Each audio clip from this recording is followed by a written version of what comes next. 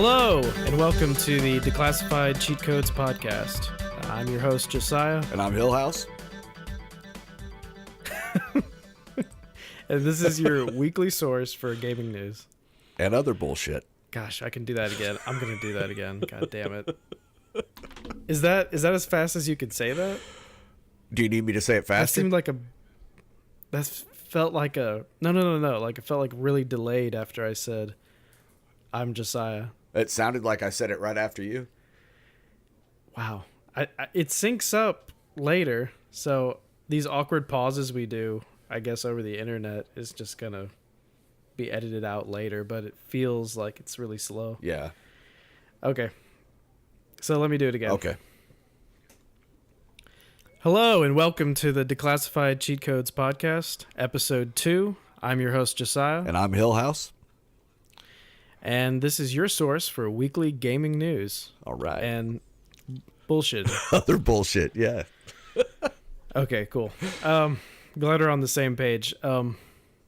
Speaking of saying bullshit within the first couple seconds of a podcast intro, I was hearing a bunch of theories about how people will check out of podcasts if there's like cursing within the first minute. Yeah. They'll just think, oh, this isn't professional. All right. So that's questionable whether we'll keep that in the intro.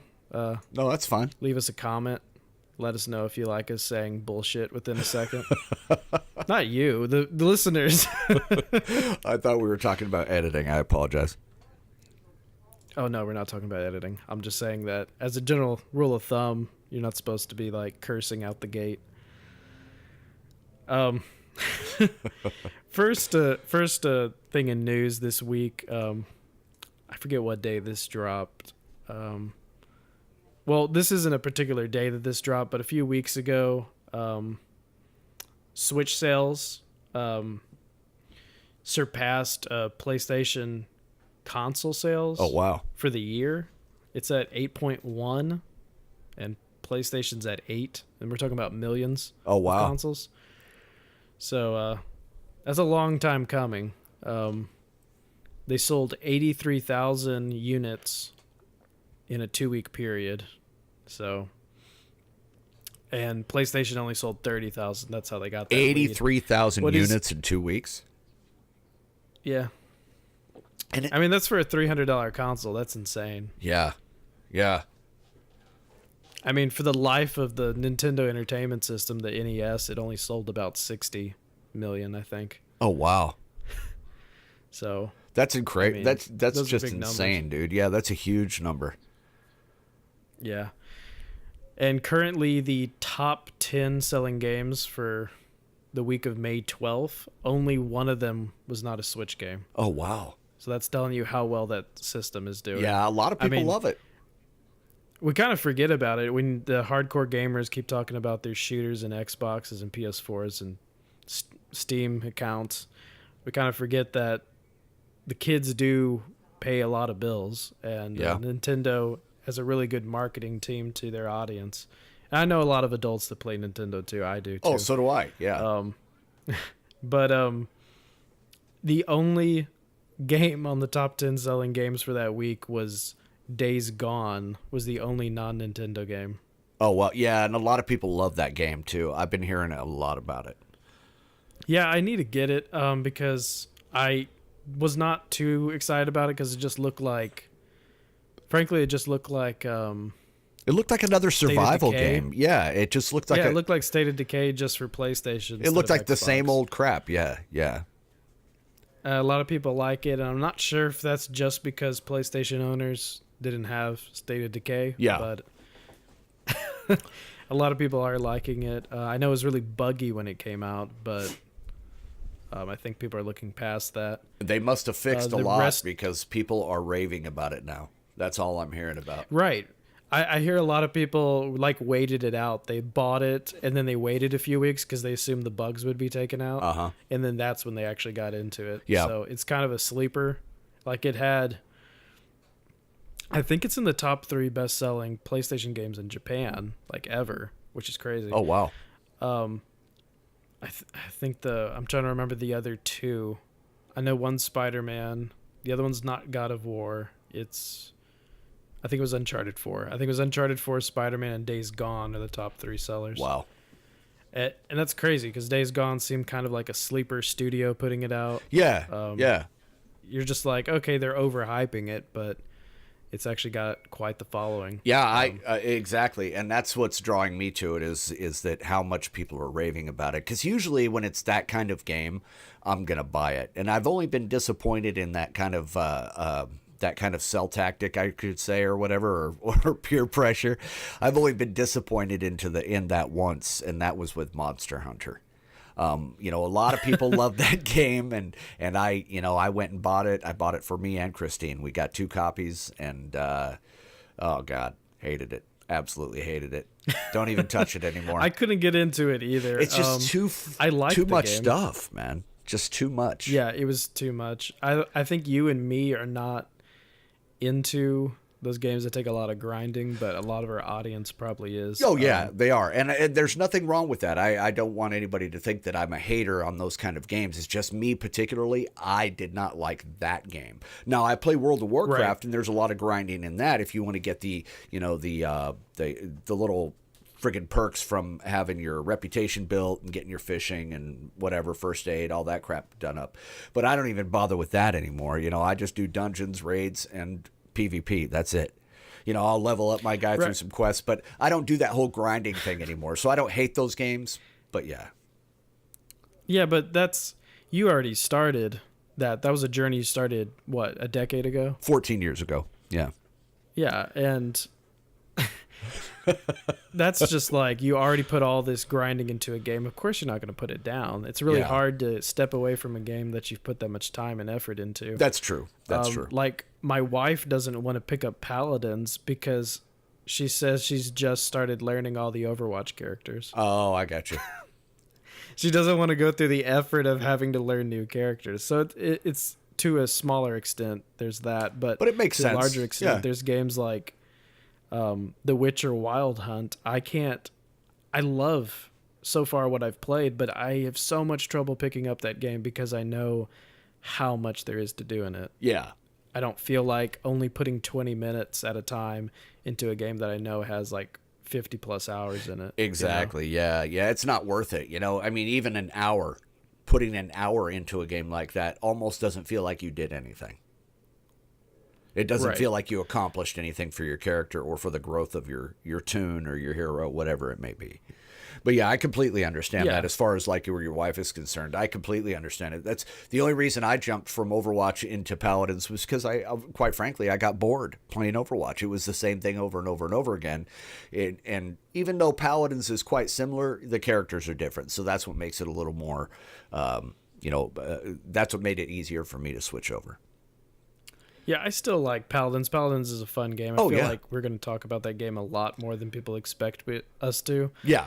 I do too, yeah. It's a fun game, but I just can't get past the fact that it's not as satisfying as Overwatch. I agree with you there. Kills. Every time I get a kill with Overwatch, there's this satisfactory, like, I don't know if it's the animation, the sound, or the vibration, the controller, but it's way more satisfying to get a kill in Overwatch. I love seeing that red Paladins, skull. when you get a kill, sometimes you don't feel like you even connected. Yeah, you really don't. Just random. Well, you don't have to be as accurate in Paladins as you do in Overwatch. I think the kills are more satisfying in Overwatch for me because I know when I shoot them in the head. I know when I shoot them in the chest.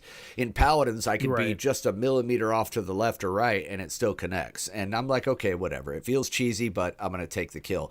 But the only time I've ever really felt like I've had some sort of satisfaction from the kills is when I got up to like godlike status, when I had a 29 streak or a 39 streak, something like that, and it says with the healer, player is godlike or whatever, I mean, actually I did that with a tank. I did that with Ruckus. That's funny. Which surprised the shit out of me. I had a great day yesterday, by the way, playing. Did you know that there's a different announcer packs that they released for it? Where you can unlock different announcers. Yep. I have one where when it says godlike, he says someone is an asshole. Really? Yeah, but it bleeps it, so it says someone is a hole. Well, see, the other day I could have swore that one of the tunes said, "I'm going to kick your ass," when they were coming after me. I don't know. I think they do like little subliminal stuff in it. I think they make characters say things where if you're not paying attention, it sounds like they said something else. Boy, that's craziness, but it works. It works. Because every time I'm not paying attention, I think like Ruckus said, "Bitch" or something. Yeah, I have too a I couple said of it times. the other day in your stream. It could have been me. But yeah, back to Nintendo. Yes. I'm sorry, we got way off point there. They have the other 9 games in the top 10, which includes 2 versions of Smash Bros, Okay. Mario Kart, Pokemon Let's Go, Breath of the Wild, the new Yoshi game, Splatoon 2, and Mario Party. Oh, wow. Which is crazy. Splatoon 2, Mario Kart 8, and Breath of the Wild have been out for years. Huh. And they're still in the top 10. Oh, wow. So say what you will about their sales, about the fact that they don't ever put these games on sale online. They're always $60. Yeah. I don't mean by ever. There is an occasional sale, but they're hardly ever on sale. It's like once a year. Things like Breath of the Wild will go under $60. Yeah, like Christmas. But I mean, if they're the top 10 selling games, I mean, why do they have to? Exactly. They have games that have proven themselves through their life, their longevity. I mean, it's a proven format that works for Nintendo. Those games that work for I still love playing Mario Kart. I love playing Mario Kart. I'm actually thinking about getting a Switch and streaming that. Yeah, I mean, I would definitely encourage you to, but you might wait till they come out with that next Switch, because there's rumors that they're working on 2 new consoles. Really? 2 new versions of the Switch. There's supposedly, people are speculating this, that there may be a cheaper version and then like a Pro version. So like the Pro might be bigger, better RAM in it, Gotcha. More capable system to actually run all these titles that they're trying to port over. Like they ported over Diablo, and they're porting over like full 3D rendered Tom Clancy games, I hear, is what they're working on. So if they're doing that, they're going to need to get a really good processor and actual RAM in those. Yeah, and it's going to have a very pro controller, It's going to have something that's a little more ergonomic to the hands and whatnot. I'm not saying their controller is bad. I had issues with it myself, but I would have preferred something a little bigger, a little more thumb space. The portable mode of the Switch does wear on you after a while. It's very well designed for short playing, but after a long time, it will give you little wrist cramps and stuff. It's perfect for what it was meant for. They came out with this idea. Do multiple things. Yeah, you throw it in the back of a car, for a couple of hours only, not for an entire day holding it on there. You're also supposed to be able to plug it into your TV and go from there, Yeah, and then when you plug it into your TV, and the controllers can do motion controls, and there's all that stuff. Exactly. So they tried to make something that could do everything. Yeah. I think not in hindsight, but since we've moved on, there's a little too much influence from the Wii. Yes. Now it seems like the controllers were a little too well designed to mimic what the Wii did. And I think now that they have all these games that people adore on the Switch, it would be nice if the Joy-Cons were more actually designed for games that were for hardcore gamers, not just motion control games. You know what I'm saying? Yeah. Like, to be frank, Mario Kart is so hard to play with Joy-Cons without peripherals. It's ridiculous the way they want you to play it by using the little L and R. Now, it's convenient if you don't have any controllers, but it's a pain. Yeah, going from a controller to that is not fun at all. Yeah, I mean, preferably you'd want 4 pro controllers for a 4-team race. Yes. But, I mean, you're going to set yourself back $280 exactly. for 4 pro controllers. But, yeah. The other thing in Switch news that came out this week was they are... I heard somebody... I don't remember who it was, but someone talked about them reinventing the wheel the wrong way. Yeah. But basically, they have these new $100 vouchers. And if you Okay, so I'm trying to figure out how to explain this without getting angry, but let's say you were incapable of putting sales into the Xbox store or the PlayStation store or on Steam. Let's say that you were not allowed to put sales and you hardly ever did it. But instead, you thought of a way to think around it, and you said, what if you buy a $100 gift card? Yeah. And we'll give you $120 worth of stuff if you buy a $100 gift card. Okay, so that's already a really ridiculous way of doing a sale. Yeah. Rather than actually taking $20 off of $120, they're making you buy it. So it's like the difference between the old Subway punch cards and the fact that now you have to buy a Subway gift card. Oh, okay, yeah. Get points. Yeah. It's like it's making you pre-buy something without actually getting anything yet. So they want you to buy these $100 vouchers on the Nintendo eStore. And with those vouchers, you can get 2 $60 games. Okay. Now, what is really hilarious is some of these games that you're allowed to pick from are on sale physically in stores for $40 to $50. Oh, wow. So if you were the dumb enough schmuck to choose 2 titles that were $50, you would actually be paying a penny more. Oh, man. Because it's a $100 voucher, but these games are $49.98 or $49.99. None of them are actually straight up $50. So if you pick 2 of those $50 titles, you'd be paying a couple pennies more. Oh, wow. And if that wasn't bad enough, so that's one thing if that was like a promotional, but no, they're making it a mainstay feature. What? If you are subscribed to their online service, which is $20 a year. Meaning, if you buy the online service just to buy one of these vouchers, you save no money. Exactly. On 2 $60 games. You don't save any money on the first voucher. Right. You would have to buy multiple vouchers. Yeah. For it to see any savings. Wow. Wow. And so the joke is, like, can you imagine a kid trying to explain this to their parent of how it saves money? It sounds almost like it would sound like a pyramid scheme. If I was hearing it from my kid, I would be like, what kind of freaking MLM are you getting into, man? What is going on? Are you going to start selling Amway? What is happening? Right. It's ludicrous. And it's so dumb. Mom, if we buy 3 vouchers, I become a diamond.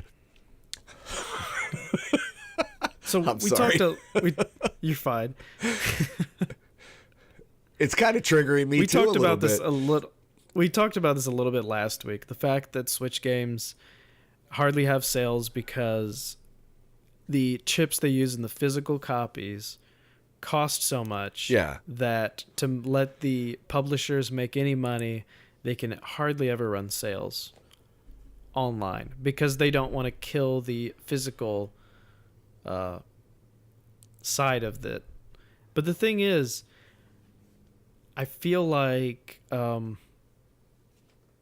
nobody wants to go all digital. People are very scared of taking games out of retail stores. There's a lot that can happen. But the thing is, if you look at the percentages, I guess I can pull this up for next week, but the percentage of sales of digital versus physical is ridiculous. I agree. I guess it's like 80% digital. People are going crazy over digital, but you're right, though. People are still scared of it. They're a little wary of it. Yeah, and the thing is, I think the main thing right now that's keeping games in stores is marketing. Yeah. The fact that it's sitting on a shelf makes you think about it. It's like advertising. And plus, people still love to have something in their hands that's solid when they're paying for something. Digital is nothing but air. It's nothing but, just wavelengths coming through the frickin', the wire. I like to have something physical in my hand. I don't know why, but I still love my discs, man. I love them. Okay, I guess that's where you and me, I understand your point of view, but for different reasons. I think you and me don't do the same thing on this. I buy primarily digital, and that's because I like to save money more than I do have to physically have it in my hand. Yeah. The main argument that I am scared of is there's all these things about how if you don't have a game downloaded that loses publishing rights, you may not be able to download it again. Exactly. There's I don't things like that. Yeah. I don't like that at all. I understand that fear, but at the end of the day, I think I justify it for myself with the fact that I'm saving so much money buying digital stuff on sale. Yeah. I buy a lot of digital on PC, even if I get to play though. it once.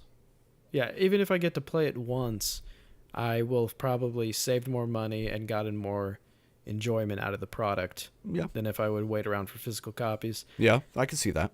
And the other thing about digital is there's so many more indie games and non-first party titles. Yes. That's what I download on PC. As far as, those indie games like through Steam and whatnot. I love those cheap little $3 games like Gang Beasts. I hate that game to death. I hate it, but I still play it. And because I suck at it so bad, I absolutely hate it. But I got it for like $3, and it's still, it's a goofy ass game. But I see where you're coming from on that. And when they do switch to completely digital, which is what's going to happen, everything's going to be digital. It's going to be streaming within the next 10 years. You're not going to have any discs even sooner. It's just the way it's going to be. But, that's what people are just going to have to get used to. But at that same point, by the time that comes, they'll have it secure enough to where it's going to be rare and far between that you actually lose your game. Right. I mean, that's the fear with everything digital. It has to do with books, too. If books never get published, what's to keep stores from just removing them and forgetting about them forever? That's just the fear of digital media in all forms of it. Yeah. Is can you make something last forever if it's not physically available? And the truth is nothing lasts forever, period. Even physical things don't last forever. Exactly. But what was I talking about? We're talking about the vouchers? Yes. Okay. I think I was talking about they're only still in stores for marketing because yes, there are those people that still want physical copies, and I think that's because they want to sell them back, and they're basically using it as a very expensive rental service. Yeah. There's some people who say that, if you buy digital, you can't return it if it sucks. Well, the thing is, you can't return it if it sucks anywhere. Yeah, you're only going to get like $5 for a fraction for it. of the cost. Yeah. Yeah. So that's me. I'm already accepted the fact that I'd rather have a growing collection of games than sell stuff back for pennies, And I was just looking at my Steam library. I know a lot of people that hardly huge. have any games. I mean, I just looked at my Steam library, and it's freaking huge, man. I have so many games on Steam. It's just ridiculous. That's crazy. And the thing is that's your outlet for indie games, though. Yeah. That's where you put them. Yes, exactly. Yeah, see, I do that on Xbox. And the only indie games I have on PC is titles that are only available on PC, Yeah, I got you. I just prefer playing them on PC, I have a lot more room on my PC, too, so. But yeah, this voucher thing's ridiculous. It wouldn't take much, like any discount. And the thing is, Nintendo won't do that. Even if... So, Switch Online is $20 a year. And if they could get people to get a 5% savings on all first-party games for having Switch Online, that sounds like a reasonable bottom-of-the-line deal that they should offer. Yeah. It wouldn't be much. They already have this like coin system, which is a backwards way of giving people savings. People would rather see a discount than have this coin system they have. I agree. I'm not sure if you know about this, but there's this coin system where if you buy a game, you get X amount of coins, which can be translated to savings if you have enough coins. It's just a backwards way of doing it. So it's kind of like, points. For every 10 or for every 9 sandwiches you buy, you get the 10th one free. That kind of thing. Xbox has a version of that too. They have this thing where you get points for purchasing in the Microsoft store, but it could be anything. You get points for purchasing Word or Excel. Anything that's connected to your Microsoft account, if you make a purchase, you get points. The points can get translated to gift cards. You can redeem it for games. However, Microsoft also has sales, which Nintendo doesn't have. So Nintendo doesn't have sales, and they only have this point system. And now they're offering a voucher that allows you to save $20, possibly. Possibly, yeah. That's the thing, is if you're not paying attention to sales, it possibly saves you $20. And above all, there's no reason for Breath of the Wild to still be $60. It's a great game, but it's been out for over 2 years, I believe. I could be wrong. I feel like it's been out for longer than that. Yeah. It's a great seller. Everyone that has a Switch needs to own it. They should reward people who buy a Switch for making it $30 to $40.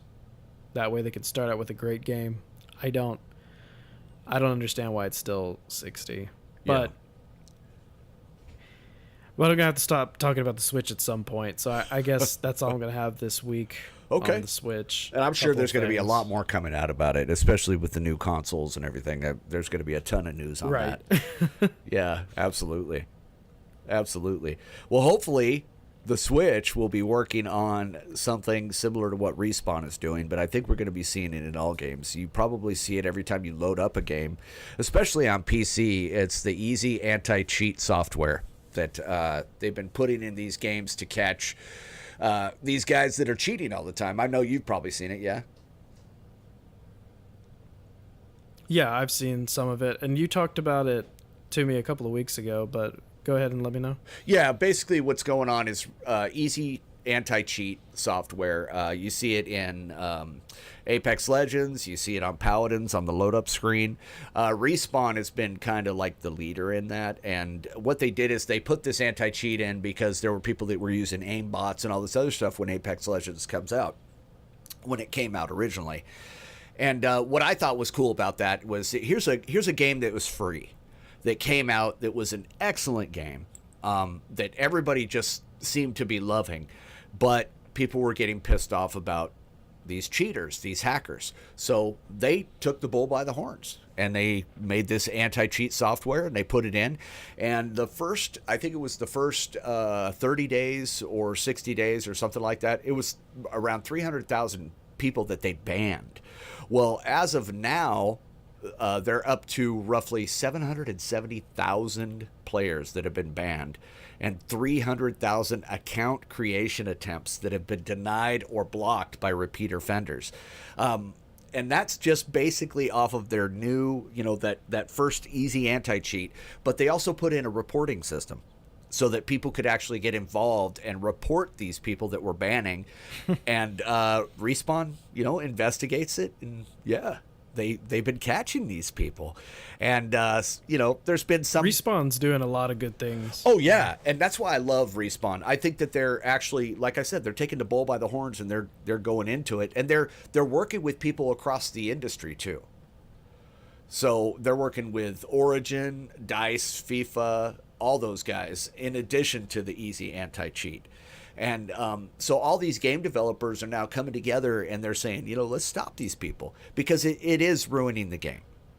I mean, I don't know how if you've had to deal with anybody that you thought was maybe a hacker or anything like that. But, I felt like there's a couple of times where, I shot them first. I know they were down and there's no way they should have been able to kill me. Well, that was probably a cheater. And the good thing about these guys is that they're catching them and they're making them pay. And the thing is, it's super annoying in a game that's that competitive. Yes. I agree. I think that's why it had such a response of people getting annoyed, is because the way that game works. So, like, if you're playing a game like Overwatch or a game that's a team-based thing where it's about controlling points, or even Call of Duty or something, if there's one person in the lobby that's hacking, it's kind of annoying, but it doesn't change the whole thing. You can kind of laugh it off, and then you will probably join into a new server without that person in it later. You can also just leave it. But the thing about Apex is, if there's one person hacking in that, he's automatically going to win. Yes. And it makes everything you're doing, all of your searching, all of your upgrading, and actually like planning out where you're going to go next, all that stuff is just pointless. Yeah. This isn't something that's just we're shooting and it's round and it's control and it's who gets the most kills. It's not like that. You can win Apex with one kill. Yeah. You know. Well, with their whole maybe new, no kills. well, with the whole new blocking repeat offenders, because they use, like I was telling you a couple weeks ago, they use that hardware identification software. And so these guys that have been, there was a streamer on Twitch I was telling you about who was trying to beat that and kept going and recreating an account and trying to beat it. And after a while, he just got pissed and he left the game and went and played something else. And, you know, it was cool because on stream, it showed that he was unable to beat Respawn's system. But the nice thing about it, two quotes that I heard, is that they believe that in the last 30 days, that the PC cheaters in games has literally been cut in half, and that consoles is catching up because PC has more sophisticated reporting measures than consoles do. But the reporting system that they put in there has helped them to find these cheats that they weren't able to detect. And now they've got that in their software, so they're being automatically identified. So the reporting system is working, and it's helping out. But the greatest... Yeah, that's... Oh, I'm sorry. I think that's really good. I had a point. I forgot what it was, though. I should have interrupted you. Oh, you're good. What was it? It was the fact that... Oh, the fact that these people are getting pissed off. I don't feel sorry for that. You're saying it's almost at 1 million people have been a million off. People. It's insane. And how are they going to defend themselves? They're going to say that their game experience is ruined because the creators of a game don't want them to cheat. Exactly. At the game they created. Exactly. I mean, They pay to have play. no right to complain because it's also a free game. Pay to play, I understand, because like we were saying last week, pay to play. And I was thinking about what you said, and now I agree with it. You made your point, and it actually swayed me in that. Is that, you know, pay to play is fine because these rich guys that can afford this armor and all this other stuff are actually keeping the game free for me. So I agree with that, and it makes a lot of sense. But the cheating to win, no, I don't dig it. I don't understand it. I never have understood it. And if they want to complain about the fact that they're getting caught cheating, what does that say about them as an individual? You know what I'm saying? What does that say about this person? So the only thing that cheating in a free-to-play game, all it does for you is make it not a game, make it not competitive. Yes. And the other choice that you might do for cheating is it makes you get cosmetics that you can grind out faster, maybe? Yeah, that's so about then it's it. between either stealing from Respawn or making Respawn's game not a game. Yeah. Those are the only two things you can do. I mean, they're never going to get them all. Cheating at a free game. They're never going to get everybody. It's just the way it is because some people are fast and smart and they know how to get past all that stuff. And you're going to, but I think that percentage of them is going to be so much smaller in the long run that, and the what is it? The punishments are going to end up being more severe, man, because people are getting in serious trouble nowadays, like monetary fines and stuff for cheating these companies out of their games. But the thing is one thing that I heard is that taking cheaters out of online games is like picking pet hair off the couch. You're never going to get all of it. It's just the truth. But Respawn is making leaps and bounds, man. And the fact that they're dealing with other gaming companies, I think it shows a lot of the gaming developers deserve a lot of credit for that because they're all getting together saying, no, you know, screw that. We don't want the people that are actually enjoying the game and paying for the game and helping us keep this game alive.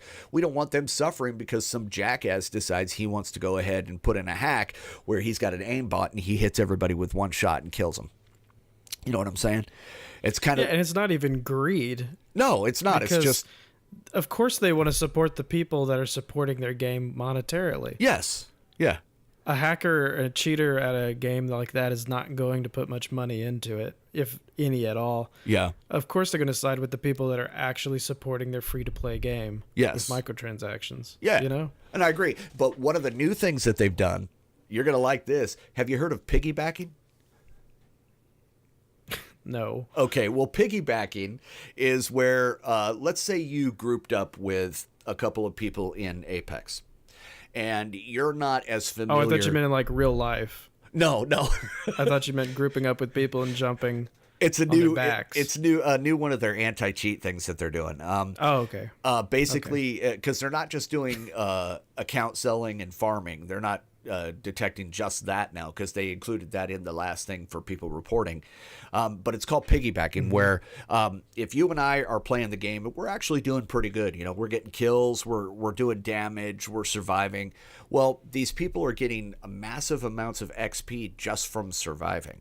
And they're almost getting more XP than some of the people that do all the killing, which is pissing off a lot of the people that feel like they're putting in the work to win the game or to win that match. And this one third person that just happens to join their group, this rando, is not doing anything except for just following them around. They don't get any kills. They don't do any damage. They don't even help to respawn anybody or anything. So basically that's piggybacking, where you use the other two people to survive and get the win, or to get the XP so that you can level your character up faster. That's basically what they're doing. So now people are reporting people for piggybacking. So apparently Respawn has a way to check this. I don't know if it's, if they're saving video from the game or they just look at data or what, but yeah. I don't know how I feel about that, because I feel like for that, if you were complaining about your third person in a 3-party not pulling their weight, yes, you should just get a third friend. Exactly. That's my point behind all that, is that if it's that much of a problem, because you're going to have people that are very inexperienced gamers that are going to join you. Yeah, there's no reason to report people for just being bad at a game. Exactly. So that was the if they're new thing intentionally doing something to heard. make you lose, then that's when you report someone. But yeah, the thing that's is, throwing. Yeah, they're not doing that if they're trying to get XP. The only way to try to get more would be to actually help while you're alive. Yeah. I don't think that's... Are you saying that they're reporting people who are like entering the game and then just being... Well, they just standing there and not doing anything? I guess they followed a couple of players around, and they were basically not doing anything. They weren't contributing to the damage. They weren't trying to contribute to the kills. Some of them weren't even picking up a weapon. They weren't doing none of that. They were just picking up survival gear, and that was it. And they were getting massive amounts of XP. So I think what they're doing is they're throwing out a patch, which is going to take some of the XP down for survival time. And I do think that you should get more XP for kills and for damage. I think that that's definite, because you're putting in the work. Do you know what I mean? But yeah, you shouldn't just for survival time. Should you get some XP for survival? Absolutely, because that's a part of the game, is how long you survive. But it shouldn't be what determines... I don't completely agree with this, because I feel like they're just complaining that they can't find good teammates. Yeah, and that's what I think it all is too. Which is what everyone does in every game. But I do think that there is something to be said for getting more XP for the kills and the damage than there is for just surviving. Like, survival is part of it. I think you should get XP for it, but it shouldn't be more than what you get for killing. Right. I guess I just always assumed that was already implemented. No, yeah, so did I. I thought it was too. It just made sense to me. I assumed that kills were automatically more XP. Yeah. Now either they have changed it with the last patch, or they're fixing to. But yeah, that's kind of what I was reading about that, and yeah, hopefully that's gonna take some sort of effect and do the anti-cheat measures that they're taking is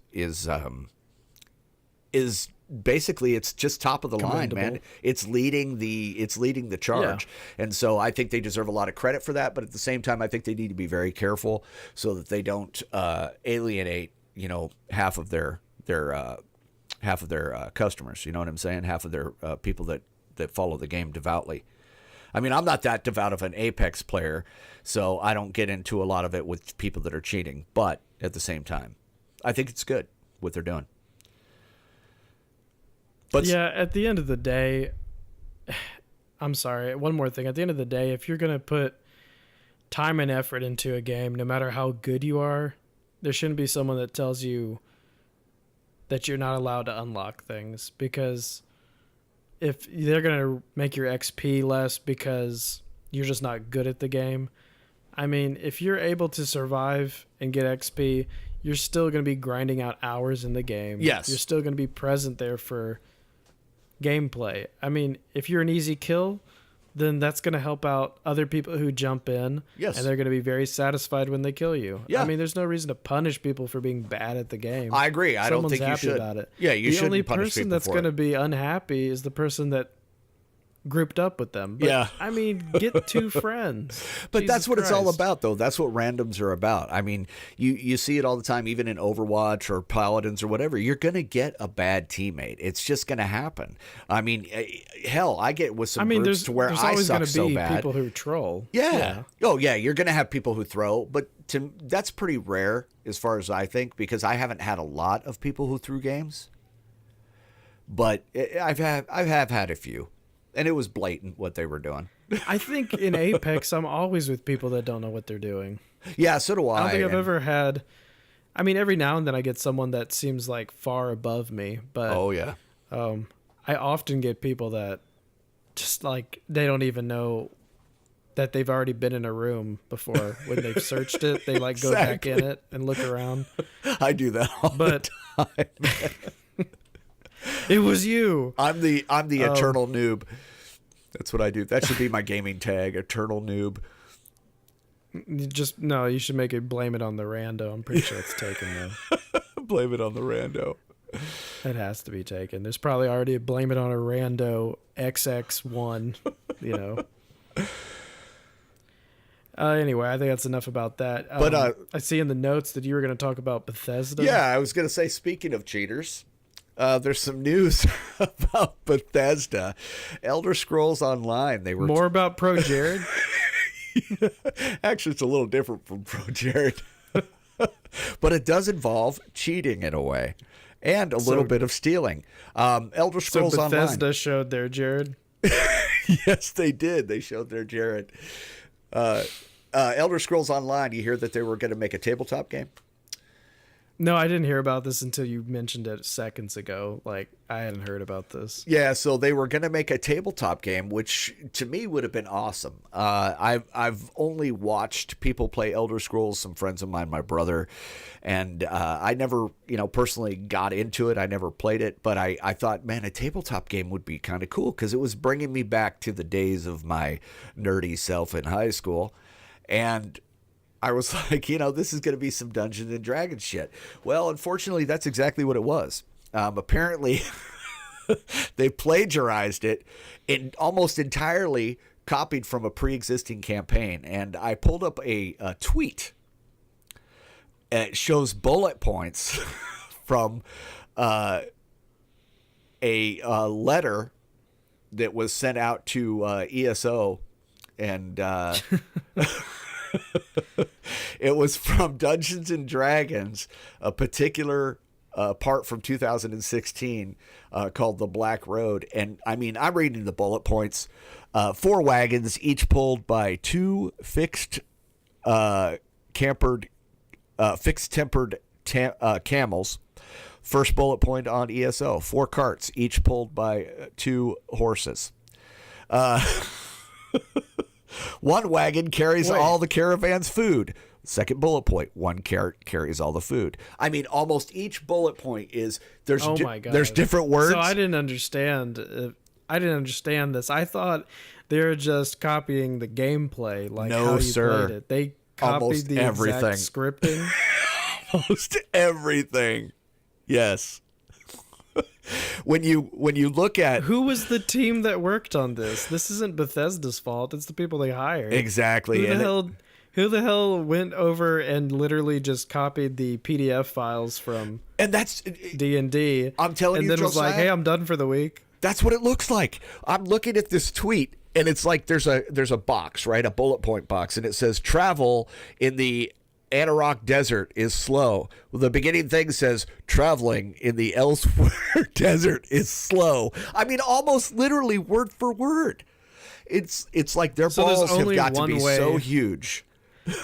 There's only one way Bethesda can look good on this. They have to say that as a company, we don't know anything about D&D. Yes. We apologize that we're not good at this genre. We were trying to get our feet wet in it.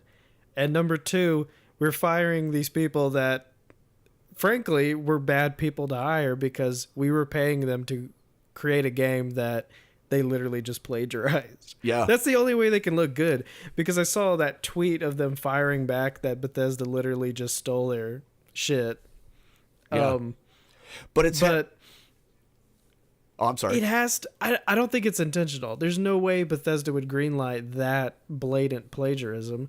So it must have been the fact that nobody higher up, played D&D on the daily. Well, they don't. There's a bunch of artists that are coming out that actually said that it doesn't surprise them that a company as large and well known as Bethesda is like blatantly doing this, because they say that one of the common problems that people have with digital art, like on Etsy or stuff like that, is that without notice or their consent, a department store or a name brand company or a clothing company, any of that, takes their original artwork and pass it off as their own. And even some photographers have been caught lately, screen capping the Instagram pictures of other people, framing it and then selling it as original art. Don't give me ideas, God damn it. But it's like, it sounds way more lucrative than what we're doing right now. I'm telling you right now, digital cheating, it's everywhere, not just in gaming, but people cheating each other out of freaking what is it called? Intellectual property. And they're just literally stealing it. It's just so easy these days to steal stuff like that, properties and creations. It's so easy to steal it because there's so much of it. Yeah. Because it's so readily available to upload. But the problem is it's also so easy to catch it because of search engines and the fact that millions of people see this thing, and probably maybe one or two of those millions of people also saw it somewhere else. Yeah. That's just how it's gonna be. Is it's so easy to steal, but it's so hard to get away with. And what's funny too is that the two people who wrote The Black Road for Dungeons and Dragons, Ben Heisler and Paige Laitman, he actually is the one who tweeted Bethesda and said, "Look, man, this is what's going on," and he did a photo of his actual publication from 2016, an ESO Netherlands adventure from the board game. And I think that's what it would have been one thing if they stole from like a really old one, but they stole from one from like 2 years ago. Yeah. Just insane. So I think you're right, though. I think that Bethesda may have unfortunately not vetted the company well enough that they hired to create the adventures for this game, or the writers that they hired to do this. And I think that's exactly what happened. It may have been some not so well-known people who were helping to create the game, and they thought they could get away with a little plagiarism. Yeah, the thing is, the board members of Bethesda, their top dogs. They don't go home and play D&D. No, they don't. And they're supposed to have their, somebody's getting their ass chewed out right now is what's happening. Somebody probably got fired. I hope all of them got fired. Everyone but the artists. I'm sure they had an art team working on the publication. Yeah. And I'm sure that they were probably like, oh, cool. We can apply our art to this already big world of Elder Scrolls that people adore, having no idea that the story team was just plagiarizing. That's the thing, too, is that with the world that ESO has and all the expansions, just the huge open world, they don't need to steal anything. I mean, they could make a board game based with dice, off of some of the old stuff, just rehash it and put it in the board game, people would buy it. People would absolutely buy it. Hell, I'd buy it and play it. But the only thing that's probably saving. Go ahead. Go ahead. I was just going to say the only thing that I think that's redeeming or saving Bethesda right now is that they pulled it so quick. They pulled the content off the line so quick and off of being in production, but they haven't said anything. So I think what they're doing is smart. They're taking their time. They're probably going to come out this week or this next week and give some sort of statement about it as to what's going on. But somebody's head's going to roll, man. I guarantee it. You know what they should do? The only way here's the thing, is if they come back a year from now or 6 months from now and say, we hired a whole new team of writers and we're proud to present an actual product that we can be proud of, and phrase it like that, some people will buy it and other people will be like, oh, like wonder who they plagiarized now. Yeah. The only way that they can have a 100% positive feedback is if they hire those writers that they plagiarized. That's true, yeah. They need to hire those guys to finish it and be like, hey, we're really sorry we stole from you. Obviously, we like what you do. Can you write us our own storylines? Yeah, come up with something original for us, and we're gonna pay you handsomely. That kind of thing. Yeah. That's a good redeeming they may thing. be offended at first, but, I mean, that's a headline where the fans could be like, okay, we know at least this is going to be original because the guy who called them out for cheating wrote it. Yeah, exactly. Exactly. I think that's a great idea. That's what they should do, but I'm not sure if they'll. There's a big likelihood that they won't accept that, though. Yeah. Be like totally pissed off that Bethesda came to you. It'd be like, wait, you steal my content, and then you have the nerve to come to me and ask me for a job. Exactly. You have the nerve to come hire me. Yeah. Yeah. I don't know. I think that's what they should do with that. But it's funny because Elder Scrolls is it's such a large product. It's basically, it's not just Bethesda's like Legend of Zelda. It's not just their Dungeons and Dragons. It's not just their fantasy world. For a lot of people, it's the fantasy world of consoles. Skyrim was huge. Just how many times it was re-released, how many platforms it's on. Yeah. The only thing that fantasy comes close to it is maybe Dragon Age and The Witcher, but Dragon Age is like kind of faded into obscurity. It still has its fans. I know they had a recently canceled game, but Elder Scrolls is just this whole other animal. Even though people keep dissing on their online games, there's a lot of people hating what they're doing now. Basically, there's a whole community that doesn't like anything that Elder Scrolls has done since Skyrim. But it's such a huge product. It's able to have its own D&D clone. It's able to have a board game. It probably could try to do a card game, even though it wouldn't be successful for very long. But there's so much they could do with Elder Scrolls because of the size and scope of its franchise. Yeah. It's so much more commercial than Dragon Age, for example. And to tell you the truth, I feel like Nintendo has not milked Legend of Zelda as hard as they could. I feel like there could be so much more Legend of Zelda. Well, you know that Netflix is coming out with a live action of Legend of Zelda, right? I blocked that from my mind. I'm sorry, I forgot about that. I am actually going to be talking about that next week. I was looking into it because I'm very interested in it. I'm very, very scared. I'm seeing Sonic the Hedgehog 2.0. I think they're going to learn from that, actually. I really do. I think they're going to learn from the mistakes of other people. If you're smart, you're going to do that. And hopefully they do. Yeah. Oh, my God. Okay. The big news this week. Hell yeah. I'm sure you've already heard. Is the partnership between Microsoft and Sony. Yeah. That blew everyone's minds.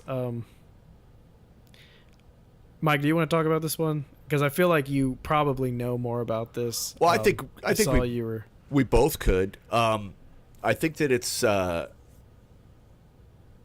I think it's a good idea. I mean, I think what they're talking about, because I know that Microsoft was talking about coming out with or Xbox was talking about coming out with the Scarlet Box for a streaming platform, and PlayStation has been talking quite a bit, PlayStation 5, about just doing nothing but streaming. And that's probably what kind of brought them together. It's a good idea for collaboration, because Google has made an announcement that they're coming out with something called the Google Stadia platform. And I think with Google being as so high powered as they are, and such a big powerhouse in that kind of thing with the Cortana and all that crap, what's her name? What was her name? Stadia.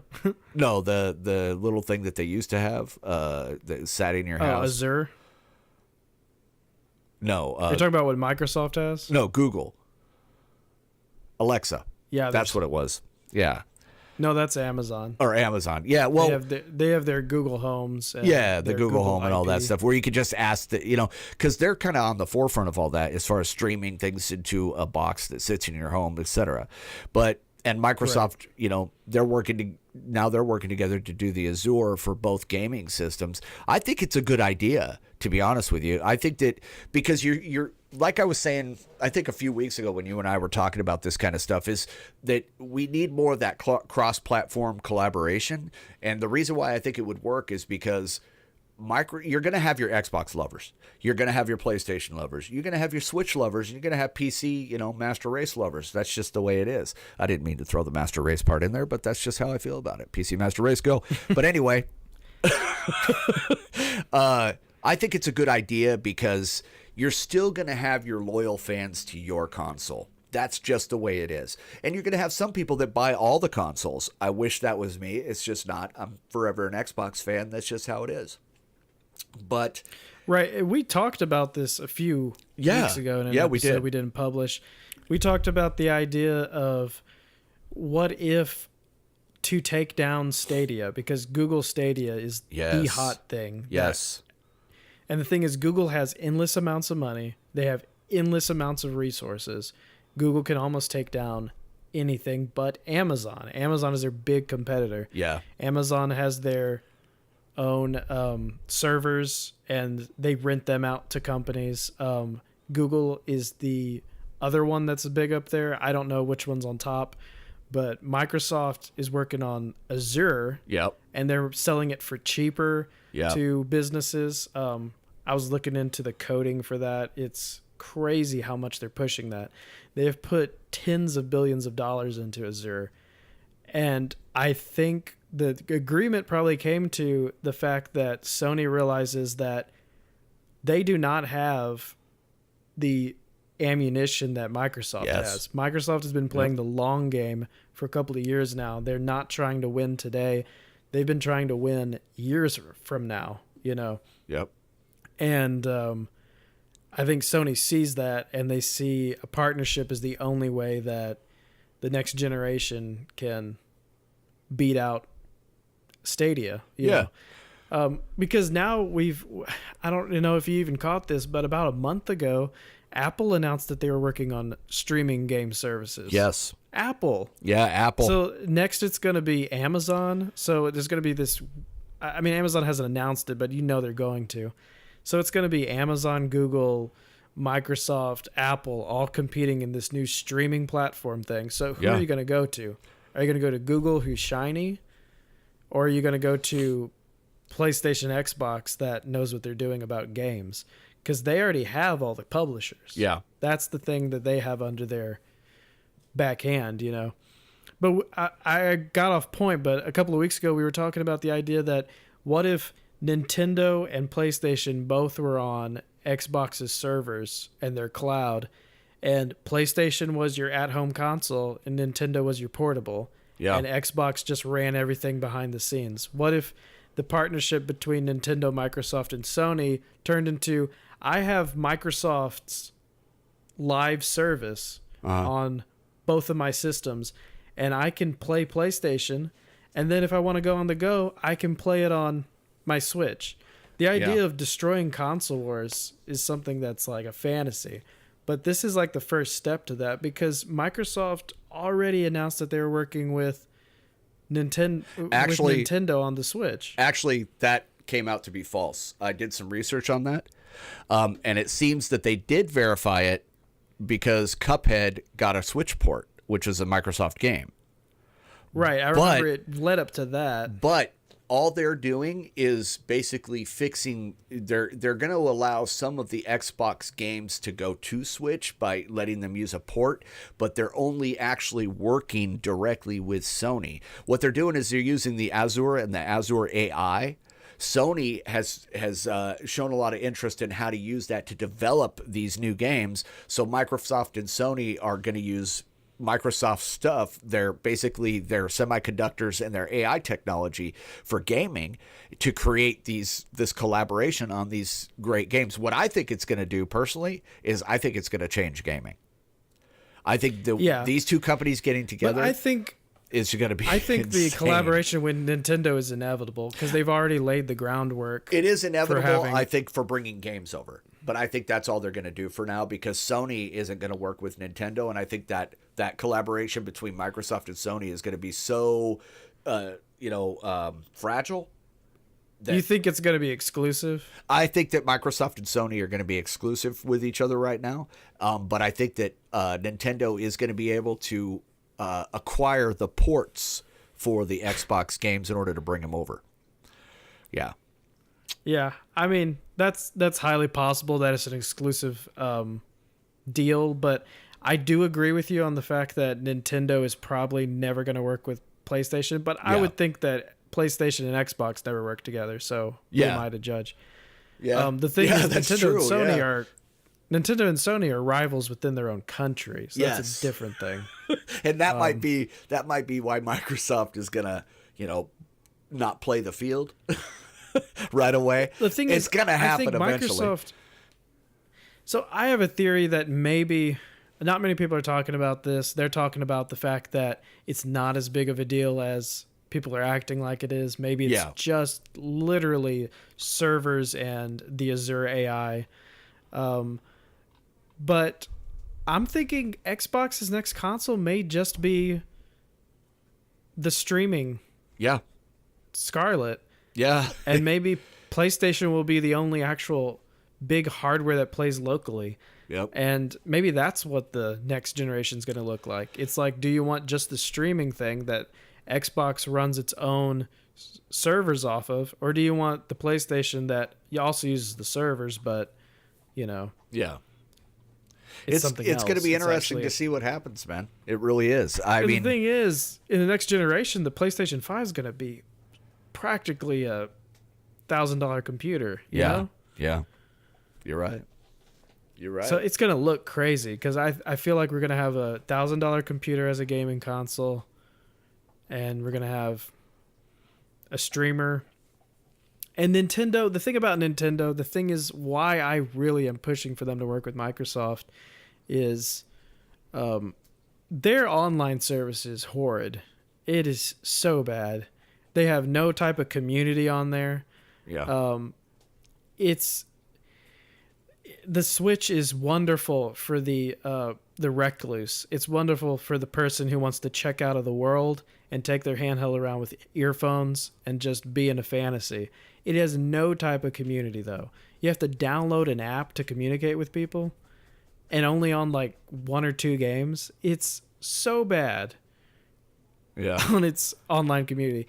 If Nintendo has any brains, they need to outsource for servers. And the thing is, if they go to another company like Amazon, which would be a crazy move, if they went to Amazon to take advantage of their resources. Oh, dude. Microsoft would probably not allow Switch to have Minecraft, which is the best-selling game on the 3DS. Yes. Yeah.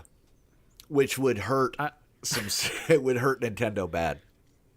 So I'm saying that maybe I'm presuming that I'm just laying this out there. Maybe Nintendo is never going to work with PlayStation, but I'm saying Xbox may be the behind the scenes juggernaut of the next gen. They may not have a console, It may That's just true. be the Scarlet. Well, you can stream I know people any don't want to game hear you that. want. Yeah, but it's the way things are going to happen, though, man.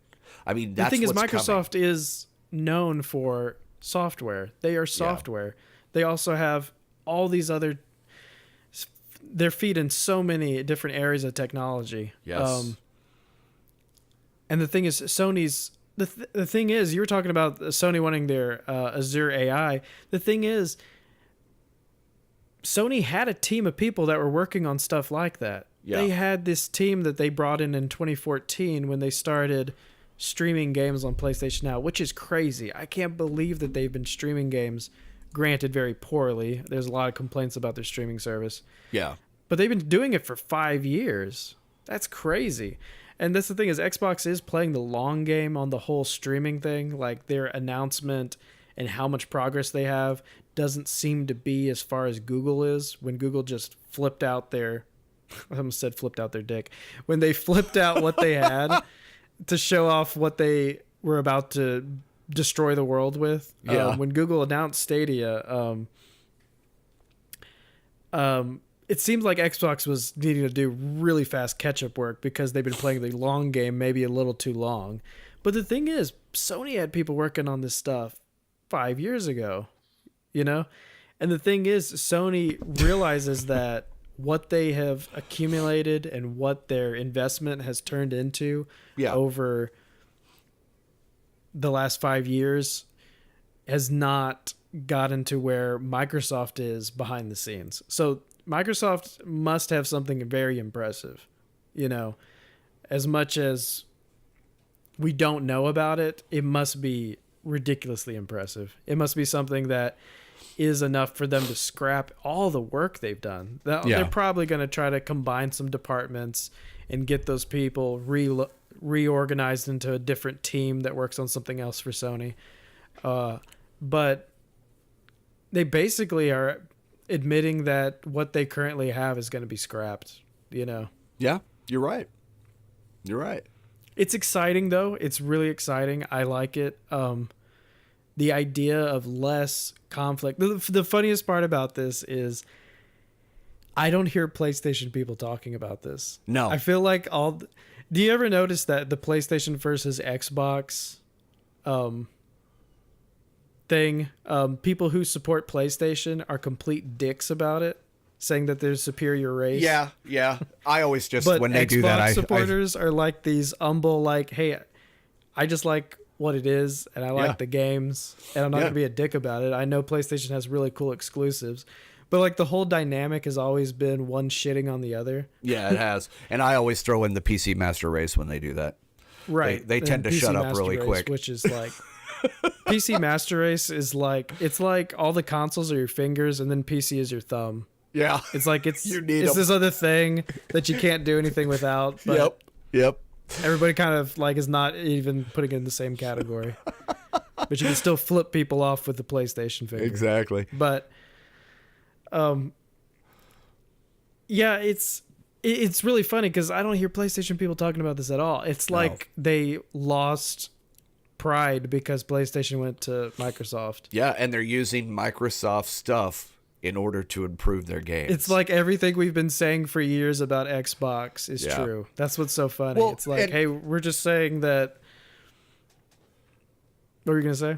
Well, that's the thing that I've been seeing a lot of is because I actually wanted to do some research as to why people think their console is better. Yes, PlayStation has these great exclusives, and that's wonderful. But as far as having a powerful console, it's the Xbox, man. The Xbox has more power. I mean, that's just all there is to it. You know, that was Microsoft's thing was, you know, like you said, their software. You know, the software There's a that lot runs of things it. I don't like about the PlayStation. Yeah. But there's a lot of quirks about the PlayStation that I do like. Yes. I see it as a funner first-person game. I see it as a single-player console. Yeah. It's got great single-player games on it. Yeah. And they're all exclusive. It's got great story stuff, and these games are built for their controller that's different. The controller sometimes utilizes some of these exclusives. But then Xbox beats it on the menu layout, the community, the chat controls, the party system. Yeah. basically multiplayer games are better on Xbox. I've said this to some people before. I'm not sure if I've said it to you, but I feel like Xbox gets multiplayer and PlayStation is all about making the experience great for you as an individual. Yes. And that's just how their business has been set up. Xbox is all about community now. And that's what has kind of been their shining light amidst being on the losing end of this generation. And I don't know about PlayStation, but Xbox has Mixer, which is a great community of people that they get together. Right. And I'm not sure what Mixer is PlayStation really cool. has. I like its design. It's really slick. Oh, really I love Mixer. It's really simple. It's nice. And so in my opinion, it's kind of turned the PlayStation into this generation as kind of the Nintendo Switch, but as far as game quality goes, it's like the Switch, but it also has great multiplayer games. Yeah. So in a sense, it's like I got these great single player games, and that's what I'm going to do. But I also have a choice to play Destiny 2. Exactly. Overwatch, all these other multiplayer games are available on the PlayStation. Yes. But it's got that damn controller. I just hate I how do stiff not those like it. analog sticks are. Yeah. I'm a little spoiled though, because I don't even use an Xbox controller. I use the Razer Wildcat. So Yeah, I like the Xbox controller. Even when I optimize all my settings on Overwatch on PlayStation, I still can't aim worth a damn because of how stiff those sticks are. I have to like compensate all my sensitivities for it. Oh man. But yeah, I mean, did you have anything else to say about that? No, I think that it's going to be something that we need to follow, and that we should follow it closely, and we should talk about it a little bit more when it comes out.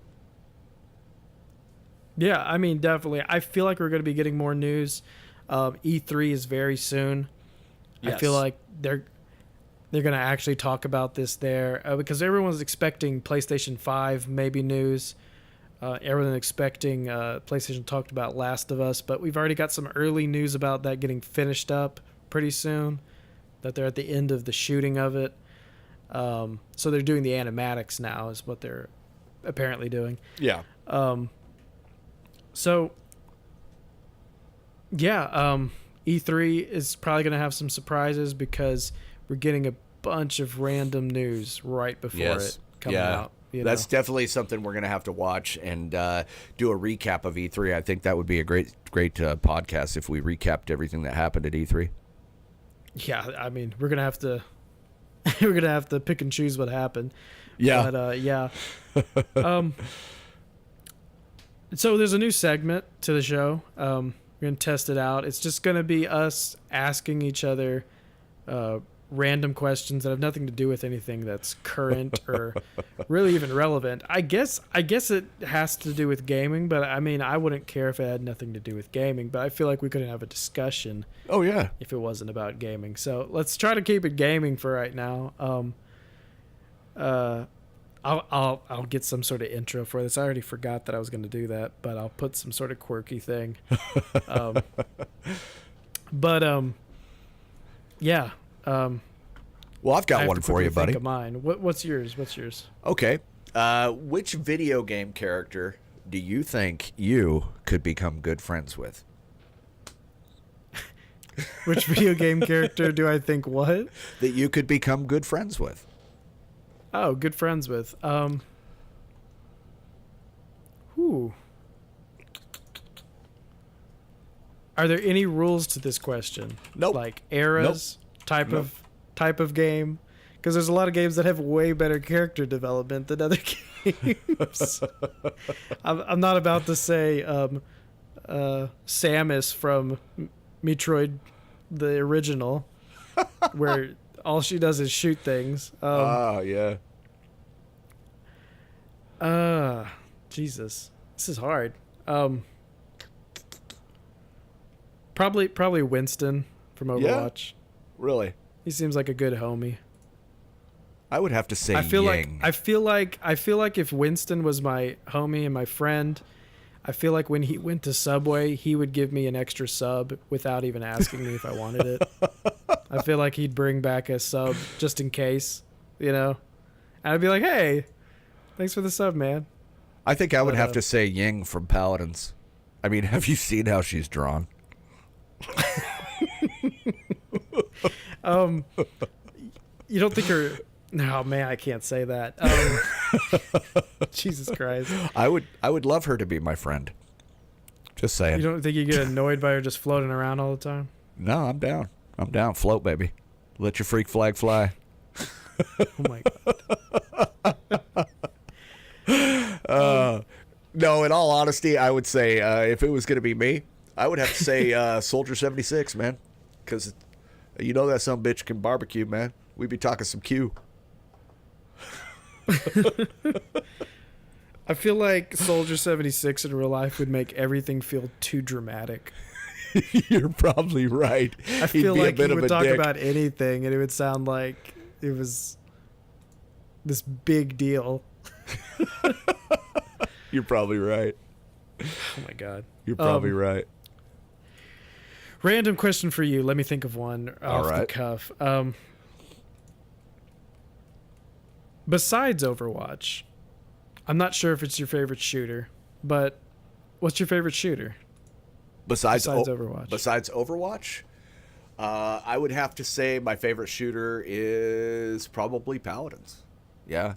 Really? Yeah. It's another team-based shooter. What if it wasn't a team-based shooter? If it wasn't a single player? As a single player, I would have to say that...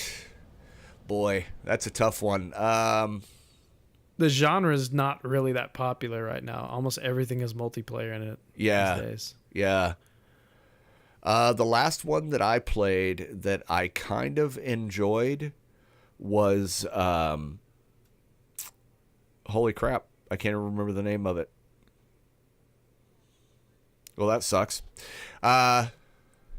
One that I'm actually getting into now that's a shooter game that I like is Garden Warfare 2, Plants vs. Zombies.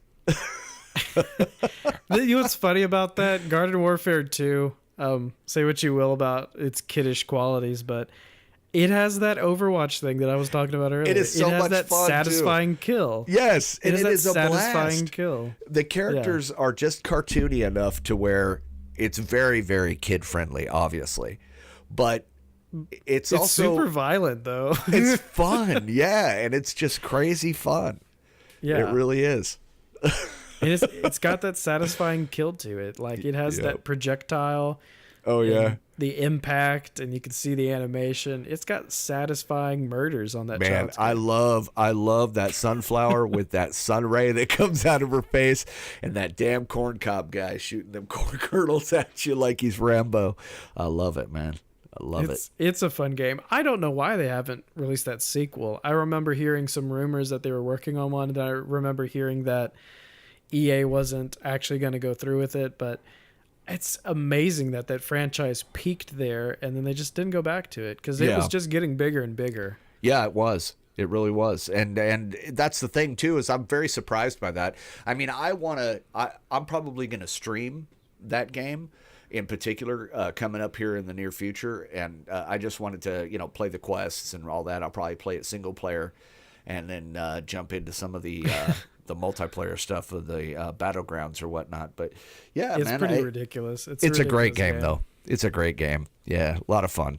Just mindless entertainment is what it is. That game. Oh really? I don't think I wasn't even like considering playing it, and then he randomly threw some compliments about it, and I was like, really? Garden Warfare 2, and then it was on sale for like $5 or something. Oh wow! And I was like, okay, I'll try it. I think that's what I bought it for. Yeah, it was just some ridiculous amount. That it was like super cheap. I think it may have even been a game with gold last year. I think I bought it right before it was like free. That's where I got it. Yeah, it was on gold just a couple months ago. I think it was free. Yeah.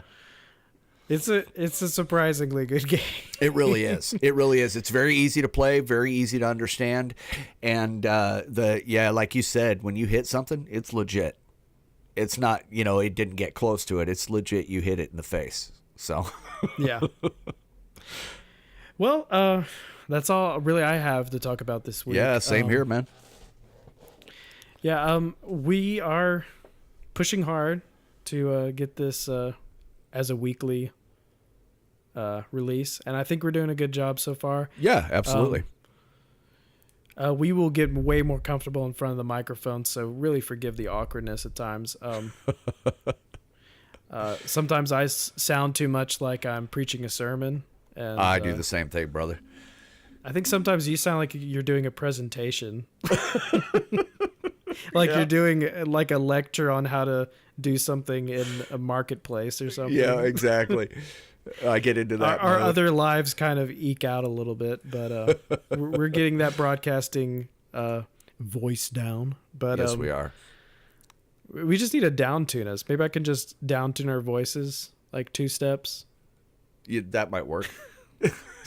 Sound like I should just try it once and NPR see if anyone radio. notices. Go down one step and then another step the next week. And people are like, man, that guy's taking some pills or something. Yeah, exactly. Yeah. Thanks for staying with us. Give yourself a high five for getting through, I don't know, this might be like 80 minutes or something. But give yourself a high five for that, and we'll see you next week. All right. We'll see you later, guys. Thanks for listening.